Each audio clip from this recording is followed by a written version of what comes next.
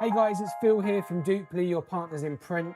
So we're here with the Epson D1000 printer. We've just removed the top section so we can see the platen and where the print head passes. So really for cleaning, it's quite straightforward. You need lint-free cloth and also window lean. It's the cheapest, most readily available product on the market, and it works perfectly for cleaning these areas. In the middle of the printer, you can see there is 6 sections. So you will see ink build up on these areas. If it builds up too high, it starts to make a ridge, it will start to mark the back of the print. Just checking anywhere around here, making sure there's no particular signs of debris or dust or large white areas, which could be paper dust.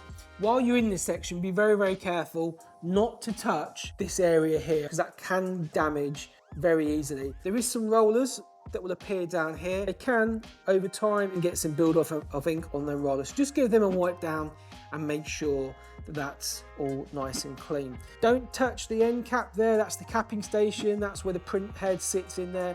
It's just the area where the paper passes through. We need to make sure that the bottom of that section is nice and clean. You tend to find the middle section where you're doing a lot of 4x6, 6x8 printing will tend to be quite dirty and build up of ink. Remember, keep away from this back section. We do not want to damage the certain parts of the printer. Everything else, you're good to go.